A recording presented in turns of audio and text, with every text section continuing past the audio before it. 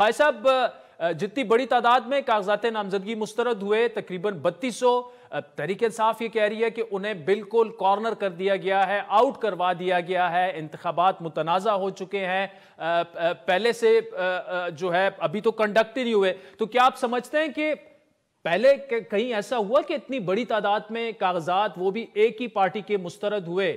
وہ تو کہہ رہے ہیں کہ باقاعدہ ایک پیٹرن نظر آ رہا ہے کہ ہمیں آؤٹ کر دیا گیا ہے الیکشن سے. آپ کو یاد ہوگا سینٹ کے الیکشنز جو ہیں، جو لاسٹ سینٹ کے الیکشنز ہوئے تھے، جس میں ہمارے سارے ممبرز جو ہیں وہ کینڈیڈیٹس جو ہیں وہ آؤٹ کر دیے گئے تھے اور شیر کا نشان بھی ہم سے واپس لے لیا. یاد کر لینا. جی خواجہ صاحب دیکھیں، وہ آپ کے سینیٹرز نے الیکشن لڑا تھا، وہ آج بھی آزاد سینیٹرز انہیں سمجھا جاتا ہے، لیکن اس وقت بھی وہ غلط تھا. ہم نے آواز اٹھائی تھی کہ یہ غلط ہو رہا ہے. آج اگر غلط ہو رہا ہے تو وہ بھی غلط ہے سر. دیکھیں میں آپ کی بات سے بالکل اتفاق کرتا ہوں کہ two wrongs do not make one right. بالکل آپ سے اتفاق کرتا ہوں.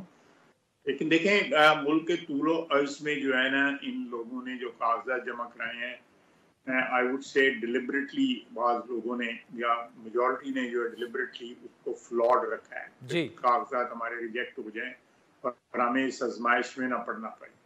ایک تو یہ بہت بڑا جو ہے فیکٹر ہے کہ بہت سے لوگ جو ہے نا اس وقت اوائڈ کرنا چاہتے ہیں الیکشنز جو ہیں، کہ الیکشنز کے جو اس وقت جو ماحول بنا ہوا ہے یا جو 9 مئی کے بعد جو ماحول بنا ہے، جو سیاسی ماحول بن گیا ہوا ہے، اس میں ہو سکتا ہے پی ٹی آئی جو ہے جو رزلٹ وہ ایکسپیکٹ کرتی ہے وہ رزلٹس ان کو نہ عوام دے سکے جو ہے، یا وہ عوام کا اس طرح کا موڈ نہ ہو جس طرح کا وہ سمجھ رہے ہیں کہ عوام کا اس طرح کا موڈ ہے.